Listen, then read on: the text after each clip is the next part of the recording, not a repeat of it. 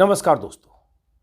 मोदी और शाह की सत्ता की नजर में विपक्षी नेता किस कदर चुभते हैं, विपक्षी नेताओं को निपटाने के लिए कैसी कैसी साजिशें होती हैं, विपक्षी नेताओं को सलाखों के पीछे भेजने के लिए कैसे एजेंसियां उनके पीछे लगाई जाती हैं, ये तो आप बहुत बार सुन चुके हैं, देख चुके हैं और बीते 48 घंटों से भी देख रहे हैं कि लालू यादव को किस ढंग से 10 घंटे ईडी ने बुलाया और 10 घंटे तक पूछताछ की।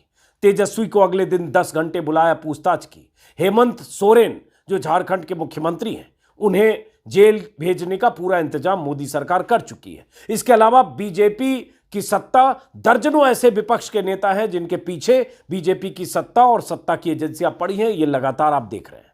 लेकिन जो खबर मैं अभी बताने वाला हूं, यह खबर जब मैंने कुछ घंटे पहले ट्विटर पर लाइव लॉ एक वेबसाइट है जो अदालती कार्यवाही को रिपोर्ट करती है, उसकी वेबसाइट पर जब मैंने खबर पढ़ी, 3 बार मैंने पढ़ा क्योंकि मुझे यकीन नहीं हो रहा था कि ऐसा भी हो सकता है। यह क्या है खबर? यह खबर यह है कि संसद में जो कुछ उत्पाती लड़के घुसे थे और जिन्होंने वो क्रैकर ले जाकर संसद में जो धुआं कर दिया था और उसके बाद संसद के सुरक्षा को ठेंगा दिखाकर जिस ढंग से संसद में दाखिल होकर हंगामा मचा दिया था, वो लड़के और उनके कुछ साथी गिरफ्तार हुए थे। और उन लड़कों ने अदालत में जो कहा बहुत न सिर्फ सनसनीखेज है बल्कि हैरान करने वाला है, चौंकाने वाला है। और यह बताने के लिए काफी है, इस बात की तस्दीक करने के लिए काफी है कि विपक्ष के नेताओं को फंसाने के लिए क्या कुछ किया जा सकता है। लाइव लॉ और अलग अलग वेबसाइट में जो खबर छपी है, दैनिक भास्कर, अमर उजाला, हर वेबसाइट पर खबर आ गई है। उसके मुताबिक गौर से सुनिएगा क्योंकि मैंने 3 बार पढ़ी इस खबर को कि वाकई ऐसा हो सकता है क्या। जो 6 आरोपी पकड़े गए संसद की सिक्योरिटी को धता बताकर अंदर घुसने के आरोप में, और उनके कुछ बाहर थे, 2 अंदर थे, वो जो 6 कुल पकड़े गए उनमें से 5 अभियुक्तों ने अदालत में यह कहा, दिल्ली की अदालत में, एडिशनल सेशन जज हरदीप कौर की अदालत में, कि दिल्ली पुलिस उन्हें टॉर्चर करके, उन्हें बिजली का झटका देकर, इलेक्ट्रिक शॉक देकर उन्हें मजबूर कर रही है कि वो इस बात को कबूल करें कि उनका संबंध विपक्षी पार्टियों के साथ है। अब जरा सोचिए, यह दिल्ली में जब घटना हुई थी 13 दिसंबर 2023 को, संसद की नई इमारत में जहां सिक्योरिटी फुल प्रूफ है, मल्टी लेयर सिक्योरिटी, उस सिक्योरिटी को ठेंगा दिखाकर, उस सिक्योरिटी को तोड़ते हुए 2 लड़के अंदर दाखिल हुए थे, उनके कुछ साथी बाहर थे और अंदर उन्होंने धुआं किया था। वो सब तस्वीरें आपने देखी, उत्पात मचाई, कूद फांद किया और पकड़े गए थे, उनकी कुछ पिटाई भी हुई थी। लेकिन अब उन 6 लड़कों में से, जो उनका पूरा गैंग ग्रुप था, उनमें से 5 ने कोर्ट को कहा है कि उसे धमकाया जा रहा है, डराया जा रहा है, उन्हें बिजली का झटका दिया जा रहा है कि विपक्ष के नेताओं से या विपक्ष से अपने रिश्ते कबूल करें। मतलब मंशा क्या है सरकार की, मंशा क्या है पुलिस की, मंशा क्या है उस एजेंसी की जो ऐसा करने को मजबूर कर रही है। और ये कोर्ट में कहा है। इसी खबर में उन लड़कों ने, उन आरोपियों ने, उन अभियुक्तों ने, उन उत्पातियों ने जिन्होंने संसद की सुरक्षा में सेंध लगाई, उन्होंने कहा कि प्रताड़ित किए जाने के दौरान बिजली के झटके दिल्ली पुलिस के लोगों ने लगाए। उन्होंने यह भी कहा कि पुलिस उनके साथ ऐसा बर्ताव करके यूएपीए के तहत अपराध कबूल करने और राष्ट्रीय स्तर के विपक्षी दलों के साथ संबंध स्वीकार करने के लिए दबाव डाल रही है। और इसके अलावा उन लड़कों ने, उन दोषियों ने, दोषी तो अभी क्या, उन अभियुक्तों ने यह भी कहा कि दिल्ली पुलिस पर प्रताड़ित करके, दिल्ली पुलिस ने प्रताड़ित करके 70 सादे कागज पर जबरन दस्तखत करा लिए। मतलब 70 ऐसे सादे कागज, इस तरह के 70 पेपर पर, प्लेन पेपर पर उनसे दस्तखत कराएं। और ये तो पुलिस का तरीका होता है, रवैया होता है, ताकि उस पर बयान दर्ज कर ले उनके हवाले से कुछ भी। हालांकि ये भी है कि पुलिस के सामने जो बयान दिए जाते हैं वो अदालत में वो बयान टिकते नहीं हैं, क्योंकि अदालत के लिए वो बयान 164 में जो मजिस्ट्रेट के सामने दर्ज होते हैं वो ज़्यादा मायने रखते हैं। लेकिन पुलिस उनसे क्या कबूलवाना चाहती है?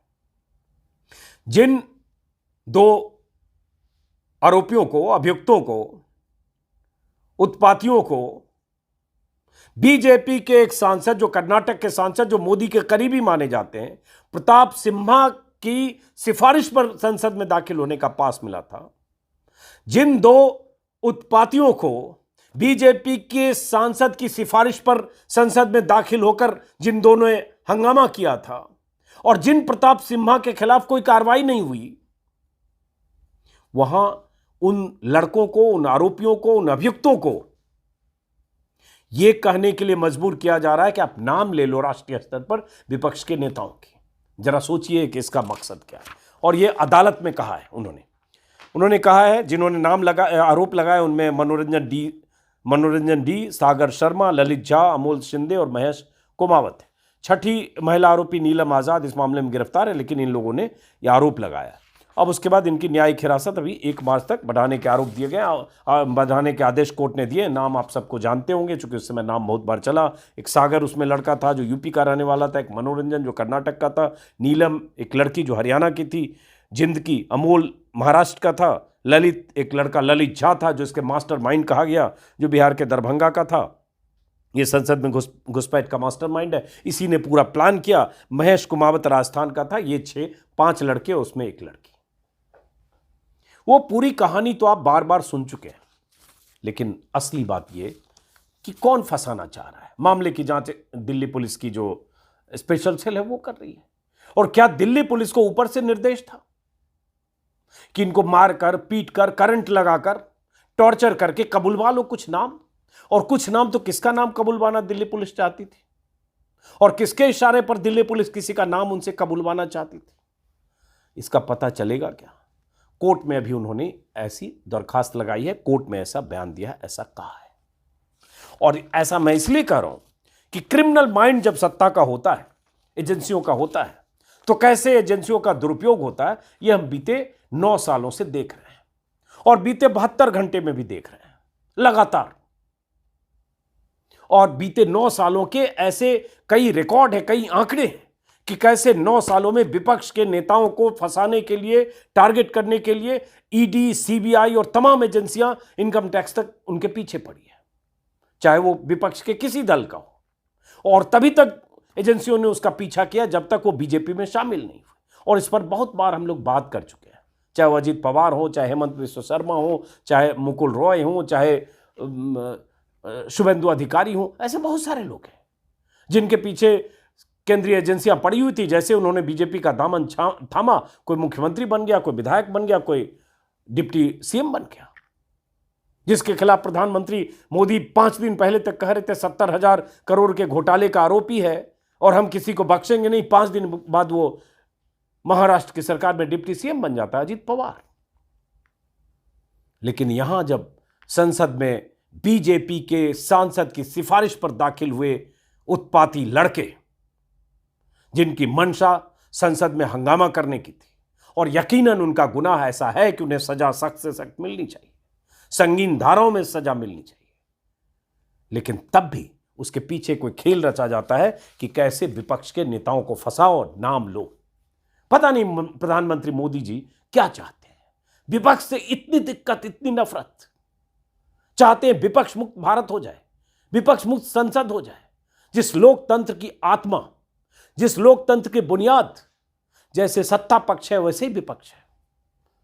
पिछली बार क्या हुआ संसद सत्र में, पिछले सत्र में, नई संसद में, जब इसी मुद्दे पर विपक्ष के सांसदों ने लगातार संसद में सवाल उठाना शुरू किया, बवाल करना शुरू किया, हंगामा करना शुरू किया कि अमित शाह आकर संसद में बयान दें, बताएं कि मल्टी लेयर सिक्योरिटी के बाद 1200 करोड़ की इमारत में, नई इमारत में, जिसका उद्घाटन इतने गाजे बाजे के साथ किया गया, उसमें कैसे ये उत्पाती दाखिल हुए, कैसे वो उस तरह का पटाखा या अंदर धुआं करने वाला जो भी सामान ले गए थे, कैसे लेकर दाखिल हुए, कैसे उन्होंने सुरक्षा को ठेंगा दिखाया। ये मांग जब करते रहे विपक्ष के सांसद, तो 150 सांसदों को दोनों सदनों से बाहर कर दिया गया। एक एक दिन में 70 या 72 सांसदों को बाहर करके आजाद भारत में रिकॉर्ड बना दिया गया। जो आज तक आजाद भारत में नहीं हुआ, वो हुआ नई संसद में, प्रधानमंत्री मोदी के सपनों की संसद में।